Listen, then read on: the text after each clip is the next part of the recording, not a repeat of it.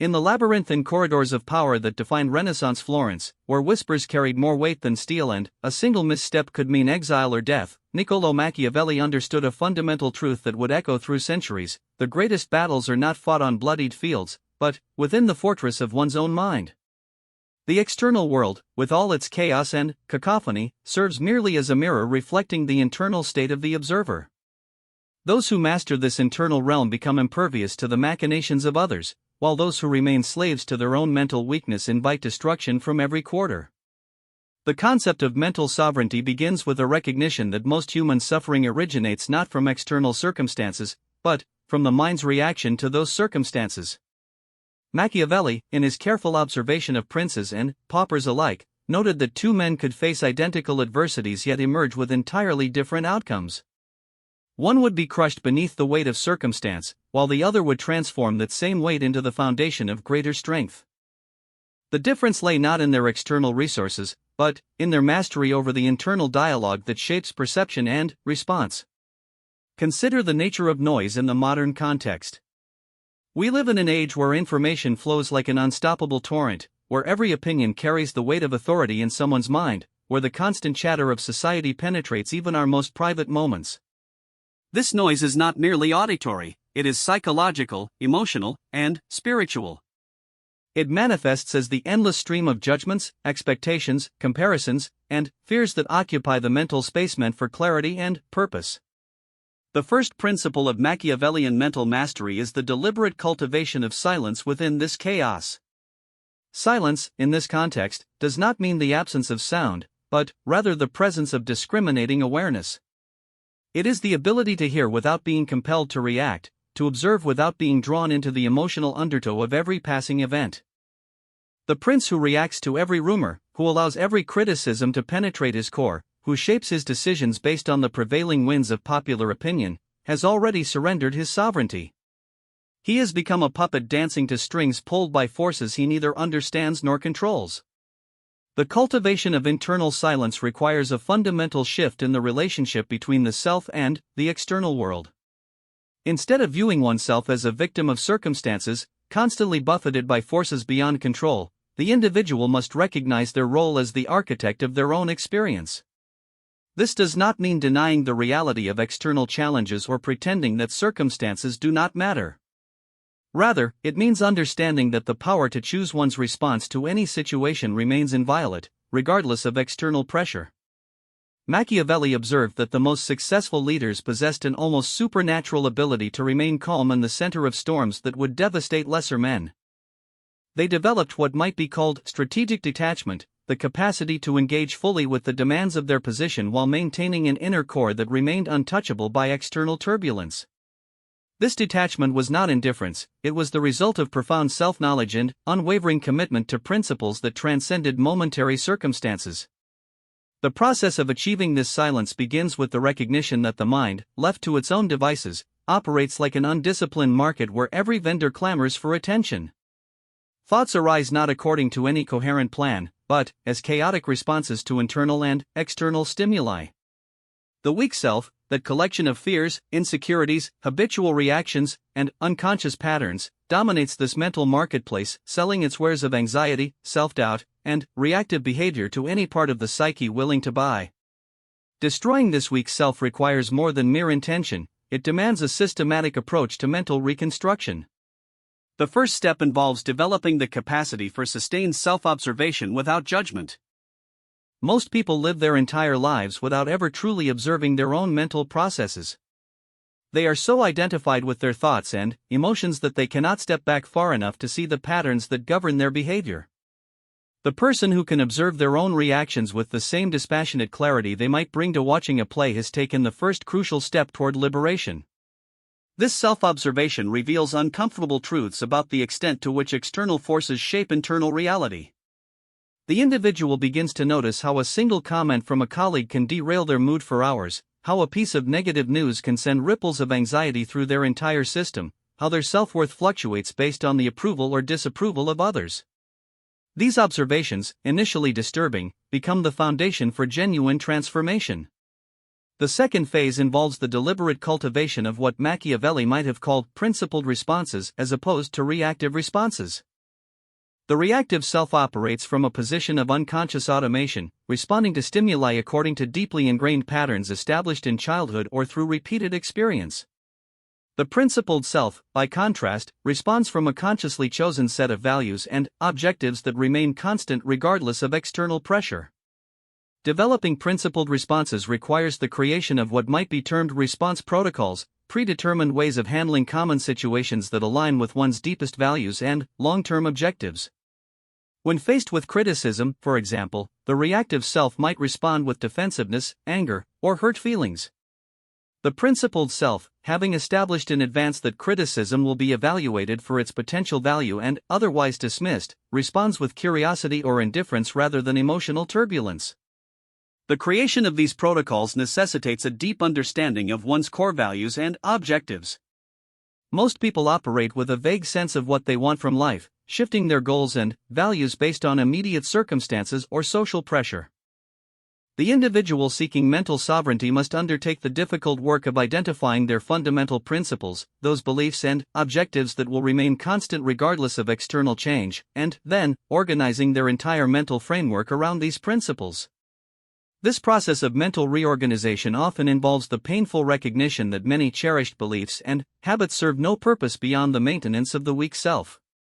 The need for constant approval, the tendency to take things personally, the habit of catastrophic thinking, the addiction to drama and emotional intensity, these patterns, however familiar and comfortable, represent impediments to genuine power and must be systematically dismantled.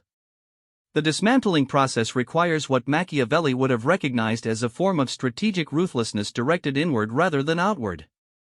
Just as a prince must sometimes make difficult decisions that serve the long-term good of the state regardless of their immediate popularity, the individual seeking mental mastery must be willing to abandon familiar patterns of thought and behavior that feel comfortable but ultimately serve to maintain weakness rather than cultivate strength. One of the most challenging aspects of this transformation involves the recognition that the weak self derives much of its energy from resistance to reality. The vast majority of human mental suffering stems from the inability to accept circumstances as they are, choosing instead to expend enormous amounts of energy wishing things were different, blaming others for undesirable outcomes, or constructing elaborate fantasies about how life should unfold. This resistance creates a constant state of internal friction that depletes energy and clouds judgment. The principle of reality acceptance does not mean passive resignation or the abandonment of efforts to improve one's situation. Rather, it means beginning from a clear-eyed assessment of current circumstances without the distortions created by wishful thinking, blame, or denial. The individual who can look at their situation, whether professional, personal, or financial, with complete honesty, neither minimizing difficulties nor exaggerating them, possesses a foundation for effective action that the self-deceptive person can never achieve. This acceptance extends to the recognition of one's own limitations and weaknesses without the accompanying self-judgment that typically accompanies such recognition. The weak self is invested in maintaining an inflated self-image, constantly comparing itself to others and deriving its sense of worth from its perceived superiority in various domains. This investment in self-image requires enormous energy to maintain and creates constant vulnerability to any information that threatens the carefully constructed persona. The strong self, by contrast, derives its power from an accurate understanding of both capabilities and limitations. It neither inflates achievements nor minimizes them, neither denies weaknesses nor allows them to define its sense of worth. This accurate self-assessment creates what Machiavelli would have recognized as strategic advantage, the ability to make decisions based on reality rather than fantasy, to allocate resources efficiently, and to avoid the energy drain that comes from maintaining false personas.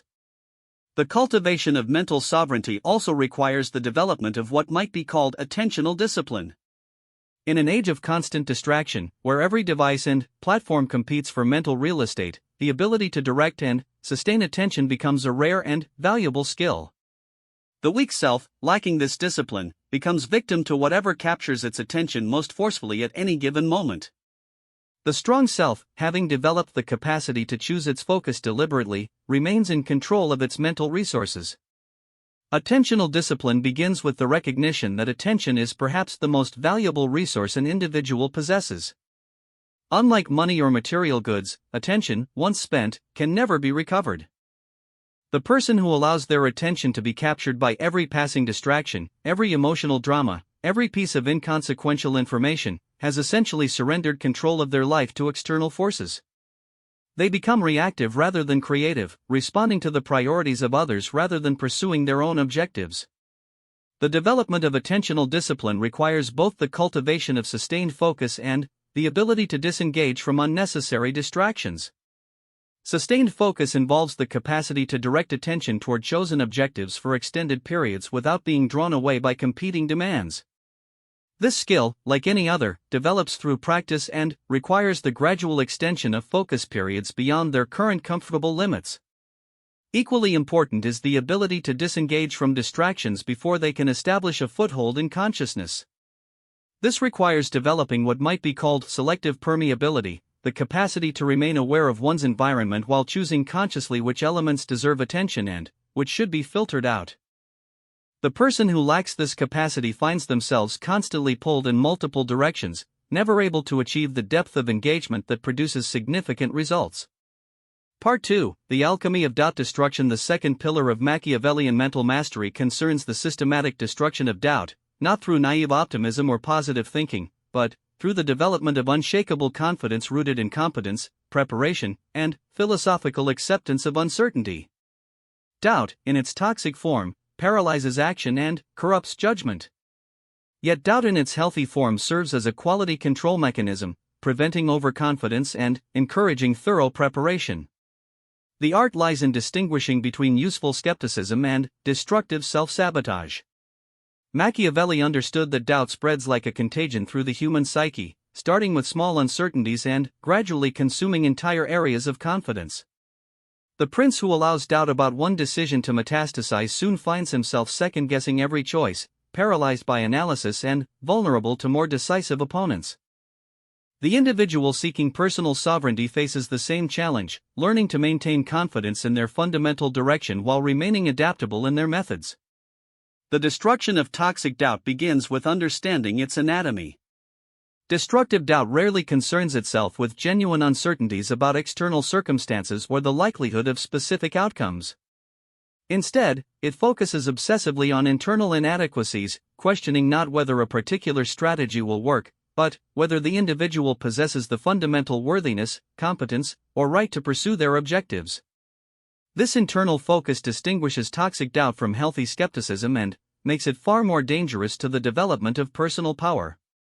Healthy skepticism questions assumptions, examines evidence, and considers alternative possibilities. It serves as a tool for improving decision-making and avoiding costly mistakes. Toxic doubt, by contrast, questions the questioner, undermining confidence not in specific approaches but in the fundamental capacity for success. The person afflicted with toxic doubt might possess excellent analytical abilities and sound judgment, yet find themselves unable to act on their conclusions because they have systematically destroyed their own confidence in their ability to execute effectively. The source of this toxic doubt typically lies in the accumulation of past failures, criticisms, and disappointments that have been internalized as evidence of fundamental inadequacy. The weak self collects these negative experiences like a curator of personal inadequacy, carefully preserving each setback as proof that success lies beyond reach. This collection becomes a mental prison, with each memory serving as a bar that constrains future action. Breaking free from this prison requires a fundamental reframing of the relationship between past experience and future possibility. Instead of viewing past failures as evidence of personal inadequacy, they must be reconceptualized as valuable information about approaches that proved ineffective under specific circumstances. This shift from personal judgment to strategic analysis transforms failure from a source of shame into a source of wisdom. The process of reframing past failures involves several critical steps. First, the individual must develop the capacity to examine past experiences with the same objectivity they might bring to analyzing the failures of historical figures or business competitors. This means extracting the strategic lessons while releasing the emotional charge that typically accompanies memories of personal setbacks. Second, each failure must be analyzed for its specific contributing factors rather than being dismissed as evidence of general inadequacy. Most failures result from a combination of factors: inadequate preparation, poor timing, misunderstanding of circumstances, insufficient resources, or simply bad luck. By identifying these specific factors, the individual can develop strategies for avoiding similar problems in future endeavors rather than concluding that success is inherently beyond reach. Third, the pattern of failures must be examined for what it reveals about necessary skill development or strategic adjustments. Often, a series of setbacks in a particular area indicates not fundamental inadequacy but, rather, the need for additional preparation or a different approach. The person who repeatedly fails in business ventures, for example, might benefit from developing better market research skills, improving their understanding of financial management, or choosing opportunities that better match their natural strengths. The transformation of failure from evidence of inadequacy to source of wisdom requires what Machiavelli would have recognized as a form of strategic amnesia regarding the emotional content of past experiences while maintaining perfect recall of their practical lessons. The emotional charge associated with past failures serves no useful purpose in present decision-making and actively interferes with clear judgment.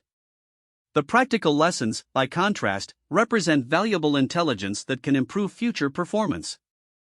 This selective approach to memory management extends beyond personal failures to include the opinions and judgments of others.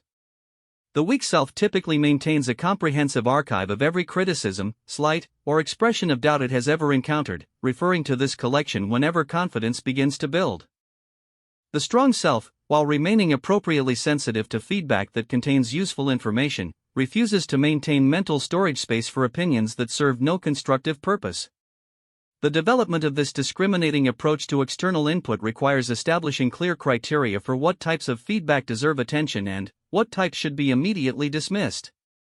Feedback from individuals who possess relevant expertise, who have demonstrated genuine concern for one's welfare, or who have achieved success in areas where one seeks improvement deserves careful consideration.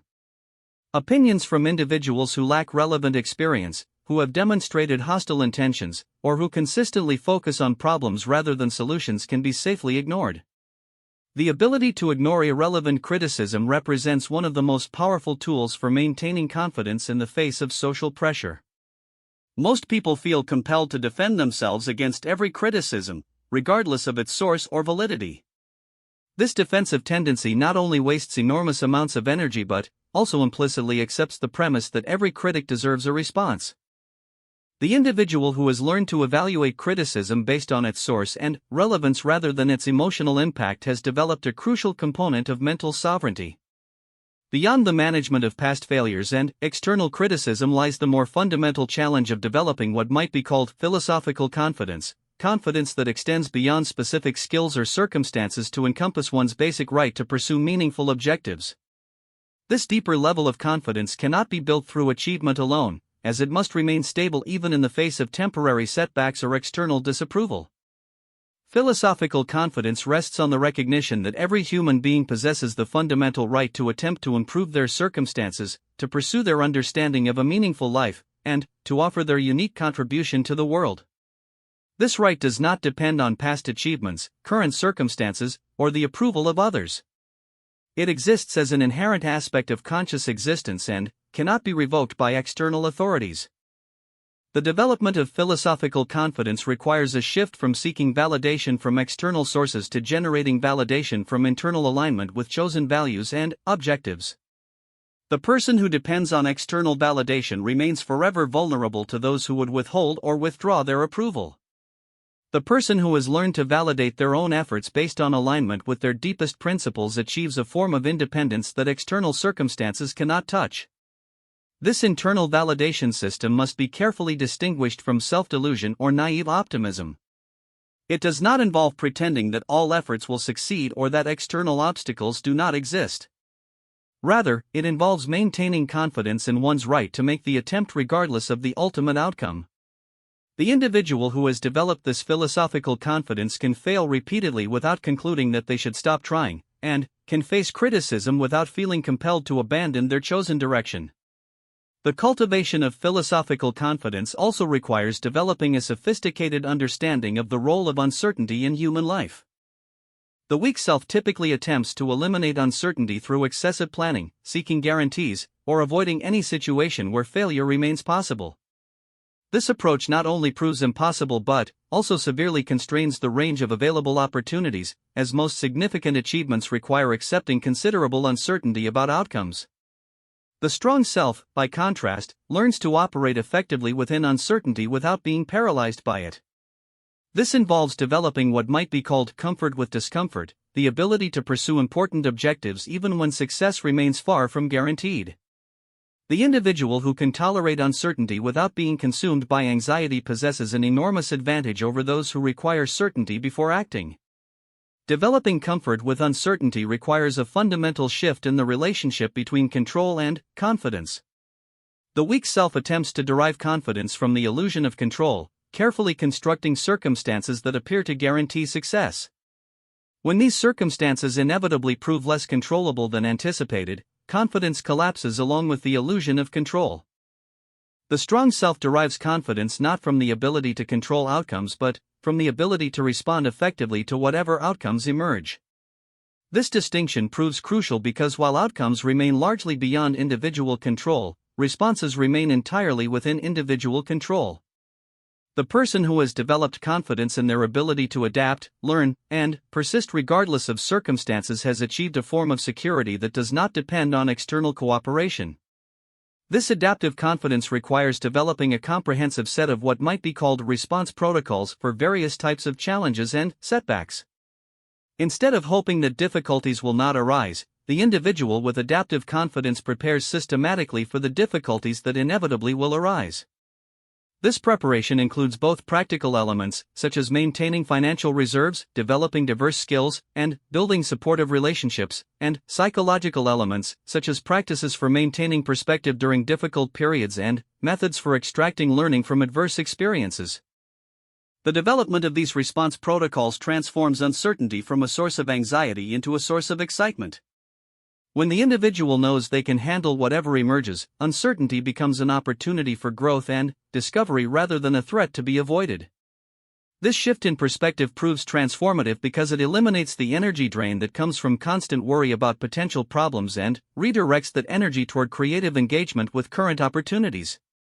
Part 3, The Mastery of Mental Architecture. The final component of Machiavellian mental mastery involves the construction of a mental architecture so robust and well-designed that it can withstand any external pressure while supporting the achievement of significant objectives. This architecture functions like the infrastructure of a great city, providing the foundation upon which all other activities depend. Without this foundation, even the most ambitious plans remain vulnerable to collapse under stress. The metaphor of mental architecture proves particularly apt because it emphasizes both the structural elements that provide stability and the functional elements that enable productivity. A well-designed mind, like a well-designed building, must serve multiple purposes simultaneously, providing security against external threats, creating an environment conducive to important work, and maintaining the flexibility to adapt to changing requirements over time. The foundation of this mental architecture consists of what might be called core principles, fundamental beliefs, and values that remain constant regardless of external circumstances.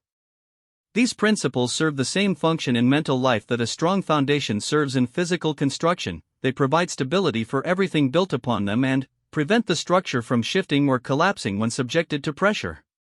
Most people operate without clearly defined core principles, allowing their beliefs and values to shift based on social pressure, emotional states, or immediate circumstances. This lack of principled foundation creates a constant sense of internal instability, as the individual never knows quite where they stand on important issues until confronted with specific situations. The resulting uncertainty and inconsistency undermine confidence and make effective long-term planning nearly impossible. The development of core principles requires extensive self-reflection and the willingness to make difficult choices about what truly matters most in the long term. This process often involves recognizing that certain popular beliefs or socially encouraged values do not actually align with one's deepest understanding of what constitutes a meaningful life. The individual must choose between the comfort of social conformity and the satisfaction of living according to their authentic understanding. The selection of core principles should be based on several criteria. They must be internally consistent with each other, they must remain applicable across a wide range of circumstances, they must inspire action rather than paralysis, and they must be specific enough to provide guidance in difficult situations. Vague principles such as being good or helping others lack the specificity needed to guide decision-making when different goods conflict or when helping some people requires disappointing others. More effective principles might include concepts such as pursuing excellence in chosen domains regardless of external recognition, maintaining honesty in communications even when truth proves uncomfortable, taking full responsibility for personal outcomes while avoiding blame of external circumstances, or choosing long-term development over short-term comfort when the two conflict. These principles provide specific guidance while remaining applicable across various life domains. Once established, these core principles must be tested and refined through real-world application. The true value of any principle becomes apparent only when following it requires sacrifice or when external pressure encourages abandoning it. The principle that collapses under the first significant challenge proves inadequate for providing genuine guidance and must be either strengthened or replaced. The testing process also reveals areas where principles conflict with each other or where additional principles are needed to address gaps in guidance. The individual committed to both honesty and compassion, for example, must develop sophisticated guidelines for situations where truthful communication might cause unnecessary harm. These refinements transform abstract ideals into practical wisdom. Upon the foundation of core principles, the next level of mental architecture consists of what might be termed cognitive frameworks, systematic approaches to thinking about common types of problems and decisions. Most people approach each new situation as if it were entirely unique, failing to recognize patterns that would enable more efficient and effective responses. The development of cognitive frameworks allows the individual to leverage past learning in addressing present challenges. These frameworks might include decision-making processes for different types of choices, analytical tools for evaluating opportunities and risks, and systematic approaches to learning new skills or entering unfamiliar domains. The person who has developed effective cognitive frameworks can approach novel situations with confidence because they possess reliable methods for gathering relevant information, analyzing options, and making sound judgments. One crucial cognitive framework involves the systematic evaluation of information sources and the development of reliable methods for distinguishing between credible and unreliable information. In an age where information abundance often obscures rather than illuminates truth, the ability to quickly assess the reliability of sources and the validity of claims becomes essential for effective decision-making. This evaluation process requires understanding the various ways that information can be distorted, through selective reporting, biased interpretation, inadequate methodology, conflicts of interest, or simple error. The individual who has developed sophisticated information evaluation skills can navigate complex issues without being misled by propaganda, marketing, or well-intentioned but inaccurate advice. Another essential cognitive framework involves the systematic approach to skill development and learning. Most people approach learning haphazardly, without clear methods for acquiring new capabilities efficiently. The development of reliable learning frameworks enables rapid adaptation to changing circumstances and the continuous expansion of capabilities throughout life. Effective learning frameworks typically include methods for identifying the core components of any skill, techniques for practicing these components systematically, and approaches to integrating new capabilities with existing knowledge. They also include methods for maintaining motivation during the inevitable periods of slow progress and strategies for accelerating learning through deliberate practice rather than passive exposure. Beyond cognitive frameworks lies the crucial domain of emotional architecture, the systematic development of emotional capabilities that support rather than undermine rational decision-making and effective action. The traditional approach to emotional management often involves either suppressing emotions or being overwhelmed by them. Neither approach proves adequate for the demands of significant achievement. The mastery of emotional architecture requires understanding emotions as sources of valuable information rather than either obstacles to overcome or masters to obey. Each emotional response provides data about how current circumstances align with personal values, goals, and needs. The individual who has learned to decode this information can use emotional responses as navigation tools while avoiding being controlled by them. Fear, for example, often indicates either genuine danger that requires attention or the proximity of growth opportunities that stretch current comfort levels.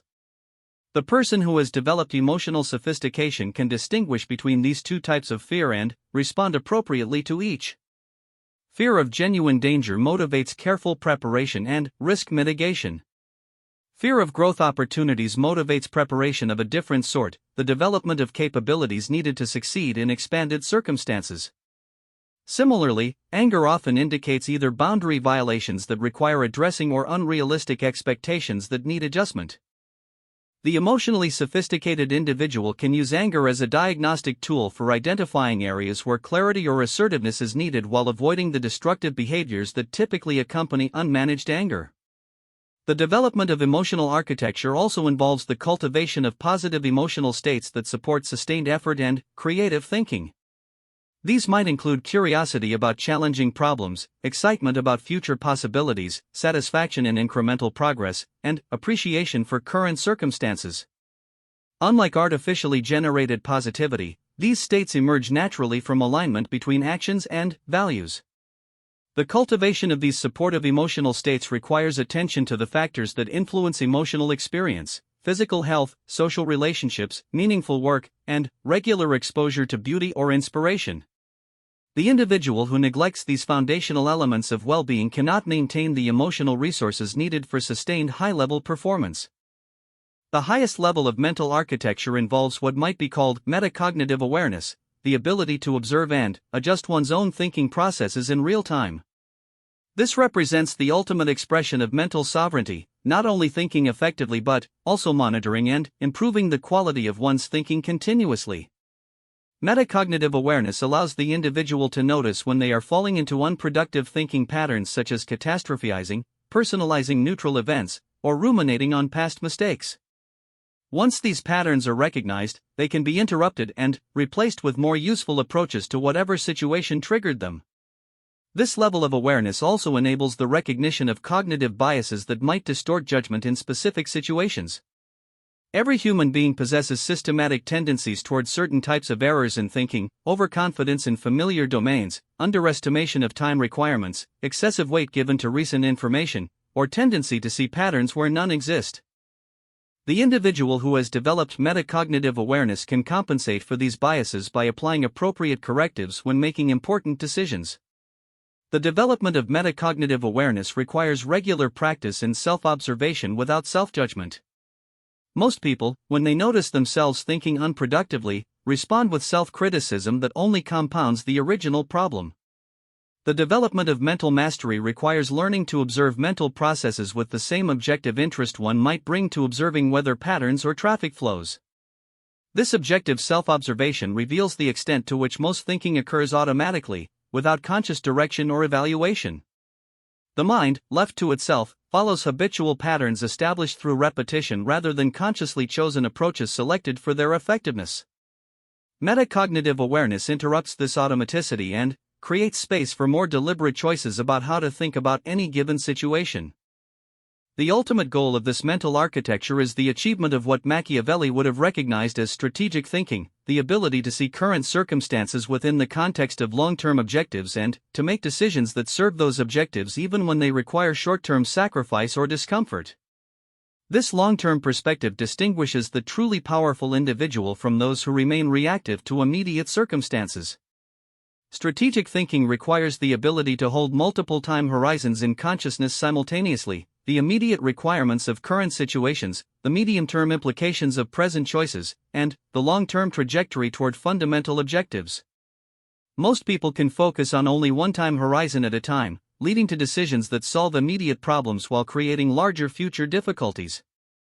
The development of strategic thinking also requires the ability to consider multiple levels of causation simultaneously.